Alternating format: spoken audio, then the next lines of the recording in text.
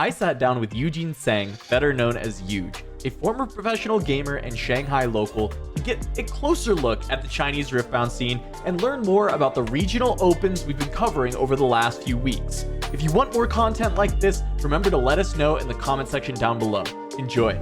Welcome to the show, Yuuj. Thanks for coming on and talking with us about a little bit of Riftbound and keeping us informed on the Chinese scene as always. I just wanted to give you a chance first to introduce yourself to the viewers for people who aren't going to know who you are or don't know who you are. We've talked about you on the pod a few times, but still, for anybody who does not know, who is Yuuj? So I'm Yuuj. I used to play Heroes of the Storm. After our stint in Heroes of the Storm, I moved to China, and I've been living here for the past 5 or 6 years. When Riftbound came out, I decided I was going to pick up the game, and then I've been playing the regionals alongside George and traveling everywhere with him as well. Tell us about these regionals, right? I mean, this was 4 events, 4 different cities. It looked amazing from the broadcast side, but from the actual floor, can you tell us a little bit about the highlights of these big events? So for the first event was in Guangzhou. That was a great experience. First going in there, meeting everyone, and seeing the whole environment. I didn't have very much experience playing offline TCGs, and so that was a new experience for me. Very luckily, I was able to make top cut on that one, and I wasn't expecting that at all. And then following, I went to the Beijing regional as well. The Beijing regional was just as good. It was in a huge convention center, and we only used a small section of it. The Chongqing regional, I did not go, but I heard it was also pretty good. I wanted to ask a little bit about the meta, because the big elephant in the room for everybody watching has been the Kaisa Yi format that we've mostly seen, right? We've had some other decks kind of pop up, but there's been a lot of speculation as to why didn't all these other decks start to appear. And I'm curious, the sentiment in China is it, this 2-deck format, or did it come into play that because these events were so soon after release and back to back to back to back, did that lead to players kind of sticking to those 2 decks, even though we saw the adaptation within those 2, they stayed on those legends? Was that something in China that's been talked about a lot? So there's been a lot of people testing a lot of different decks. Kaisa and Yi are, very straightforward. Everyone believes they're very, very strong. Kaisa is among one of the decks with the most agency in terms of choice of decision making and choices. Whereas Yi is, on the other hand, one of the more brainless decks, and you can have a very mediocre understanding of the game and still do very, very well with Yi. I don't want to really bash on the guy who went second in the Beijing regional. He had played the game for 4 days, basically, was able to progress very, very well with just playing Yi, and also playing a Yi in such a long tournament over multiple days. Playing something such like Yi is much less stressful on the player, and so you won't make as many mistakes as if you were playing something like Kaisa. But there are definitely a lot of other decks that have solutions. It's just a lot of the solutions to the Yi decks get checked by Kaisa, and it makes it much harder for the other decks to prosper. All right, I gotta ask as well about Viktor in the Chinese meta. We saw it 3rd most represented deck all 3 times. Conversion rate was terrible. Are players in China starting to kind of hate on Viktor, or was it really just a popular deck? From my perspective, Viktor was really, really popular in like the first 2 weeks. The reason being, Viktor is one of the cheapest decks to build and be at a high quality level. But as more and more Kaisas appeared, it is really, really hard to play Viktor into Kaisa. And people just kind of slowly shifted out of Viktor because Viktor into Kaisa, Viktor into Yi, it's just not very fun or good. So they just slowly started swapping out. It's like Victors became Kaisa players, Victors became Yi players, and it just kind of slowly, fewer and fewer players just wanted to actually play Viktor. Okay, that makes sense, actually. That is some good context in that it is, an inexpensive deck, very easy for players to have picked up, especially early on, and just jump into. Now, I want to ask you a little bit about the decks that you played, because you played in, you played in 3 of them, or 2 of them that you got into the actual main event itself? I played 2 main events, and then I played a city challenge, which is the kind of side event. So for Guangzhou, I played Yi. I played the very early version of Yi with Kiana and Snap Vines and all the more basic versions. I did very well, I think, for someone in my first tournament. playing on stream actually on game 5 of the Guangzhou Regional, and was able to take a win against Kaisa. I ended up making the top 64 and losing to the guy who eventually got second in that tournament. At the time, I was not very experienced in Yi in general because before that, I'd been primarily playing Kaisa. When George got here, I basically gave my Kaisa deck to him. I built it. I built the Kaisa deck for him, and then whatever setup he wanted, and I gave it to him. And I switched to playing Yi because I had very little time to practice. I didn't have that cards to play another Kaisa deck, and so I played Yi, and I played a lot of Yi versus Kaisa against George. So when it became to playing against Kaislas, it became really, really easy for me because I knew like, okay, what kind of play is illegal? I cannot play 2 units that are under 3 might on Yeah. the board at any point in time unless I want to get them falling starred. And so I had a lot of practice against him. And so when it came to Kaisa matchups, I didn't drop a single one. Unfortunately, I ended up playing a bunch of Yi mirrors, and that was where I ended up losing. And in the other tournaments, which was the City Challenge and the Hangzhou tournament, I took MF. I took an Aurora MF, and actually in both of these, I went 5-2. City Challenge not going out in ninth, barely not making top cut. Hangzhou just getting really, really bad luck in matchups, running into a Leona in round 1. And then I think in round 4, I ran into a Viktor. As an Aurora MF player, that's very Yeah. difficult. Worst time to be I in. had a very easy time against Kaisa and Yi, and even my MF mirror. Running into a Viktor just made things really, really difficult for me. It makes a lot of sense. I know we had talked about a couple of other decks that you were considering. The people on the pod heard me say, hey, there's some secret decks that could show up. And then I was bummed when I knew you ended up going for MF, even though it made sense because, all the changes to the meta.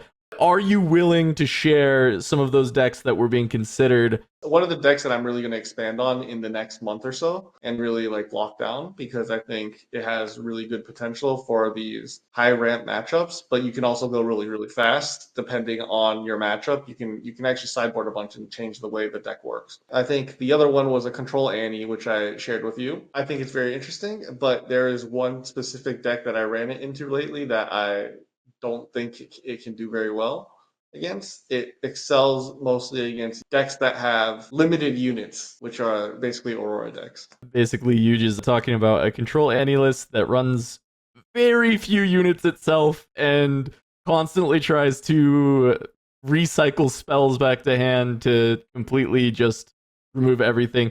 Some players have called decks like this Prison Annie because it holds the game hostage for a very long time. It doesn't score points until it's pretty much run its opponent out of threats in the deck, and then it just scores 8 points in a row, which is very, very funny. But I've seen the deck work quite well. It was cool. The meta in China, because we saw this big announcement of the Shanghai tournament.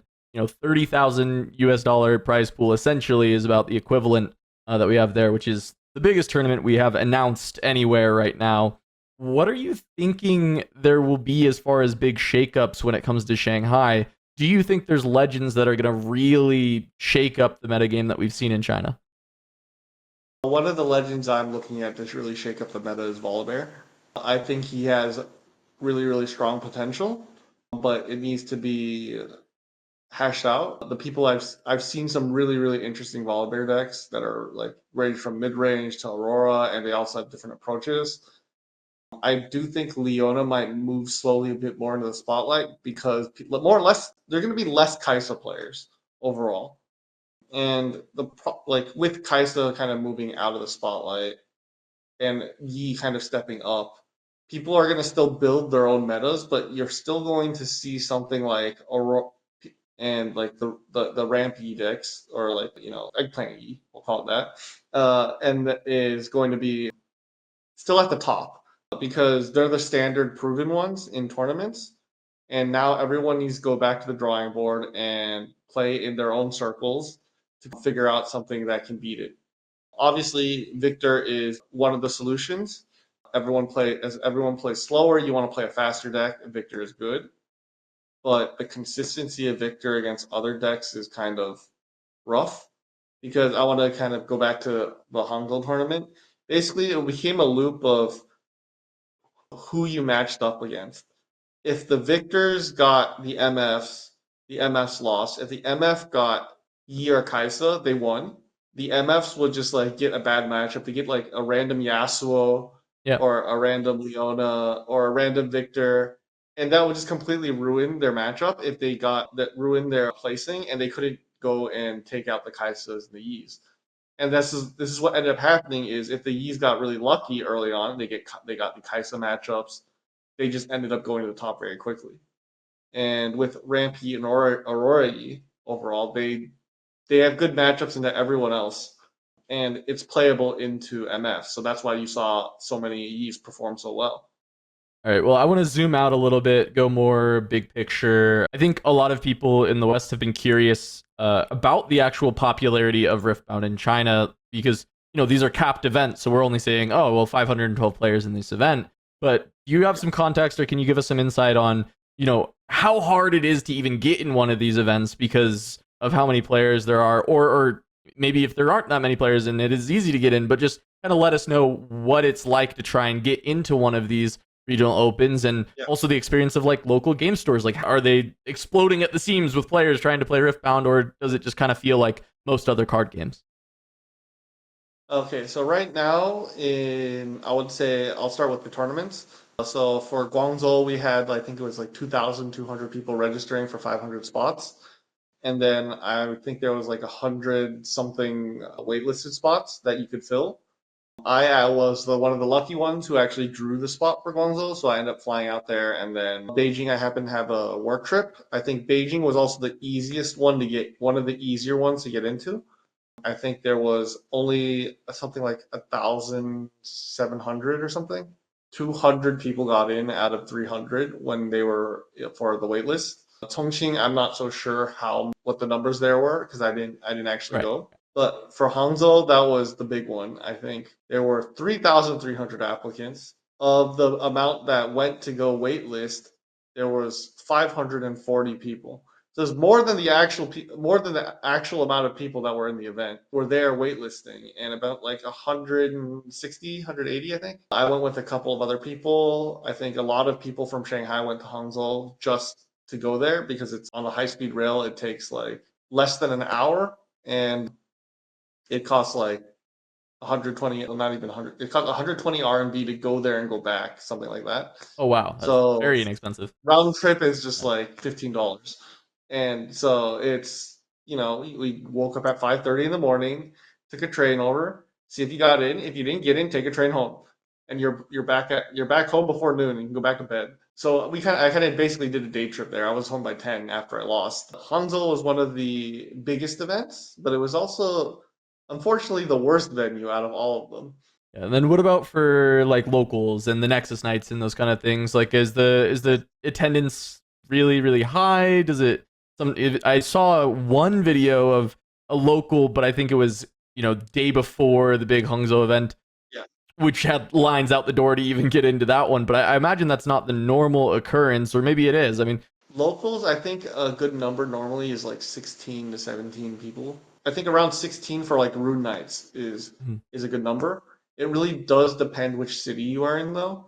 So I think there's a lot more people in Shanghai that play card games than say like Beijing or Guangzhou. But the locals are fairly packed. I think it's, the biggest card games in China right now are Pokemon, and I guess Riftbound would be close behind. A lot of the stores that do run Riftbound are originally just Pokemon TCG stores. They've really been expanding and kind of trying to push the Riftbound scene. And it really depends on the store because people choose based on pricing and distance and the location. If the pricing is good, I'm going to go to this LGS for this tournament. Generally, the pricing is either really popular playable cards, such as like a Dead Bloom, or sometimes you have overnumbered cards as well and special runes. But generally, the value is something around one Oh booster wow. box for first place. First place gets a booster box, and I think that's in Shanghai. In Beijing, it's a little bit different. I think it's about the pricing's like half of that.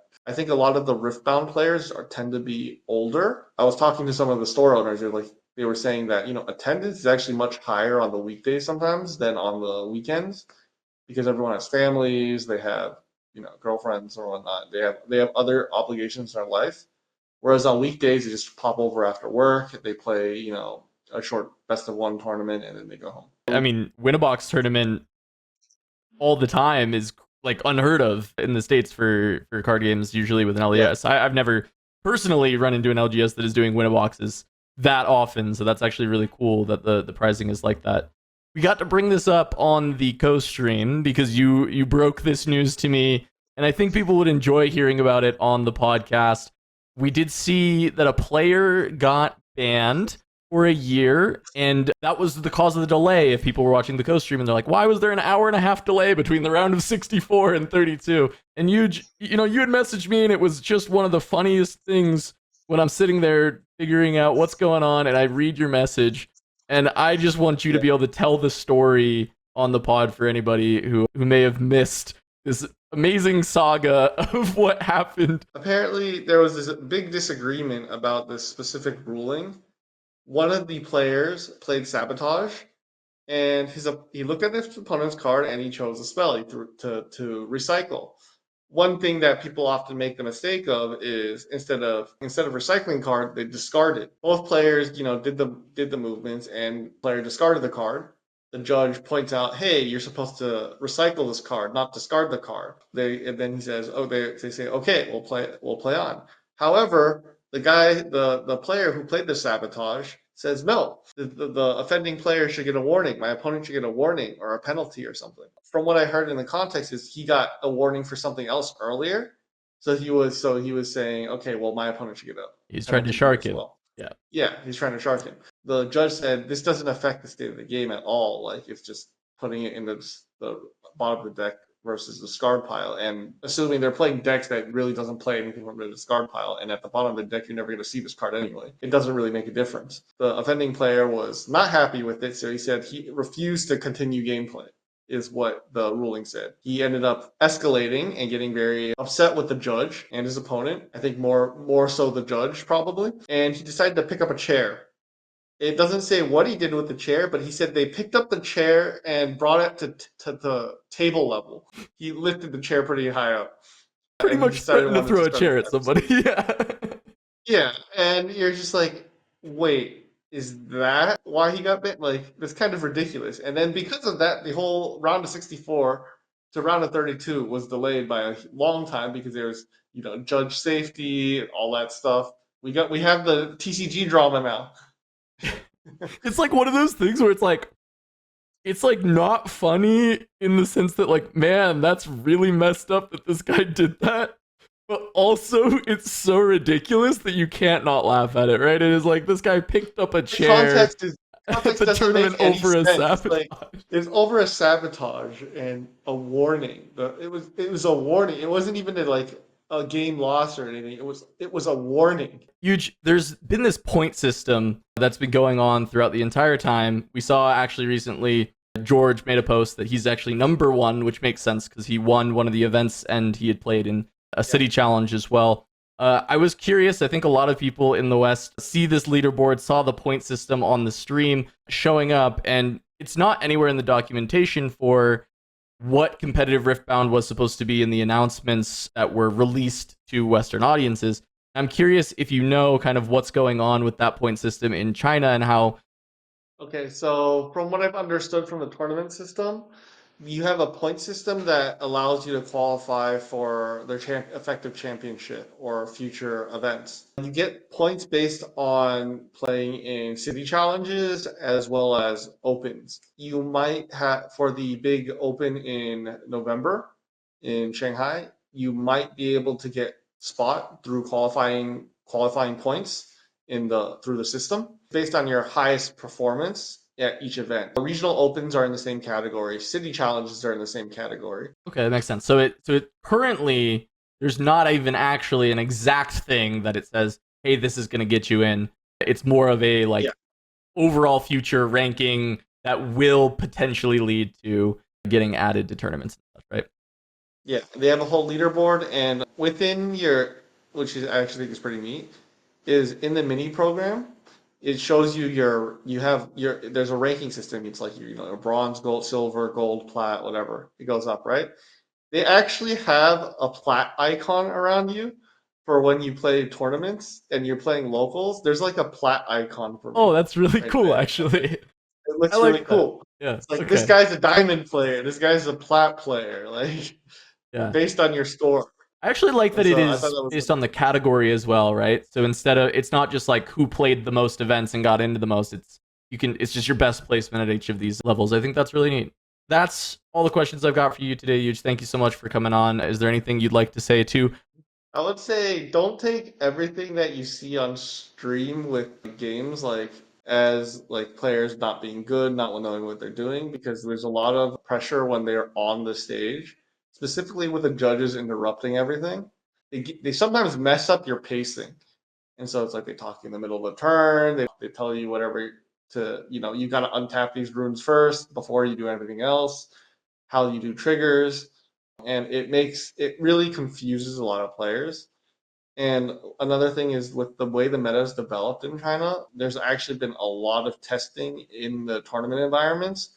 And what you're seeing from these decks and their adaptations is a lot of people are trying to counter the counters.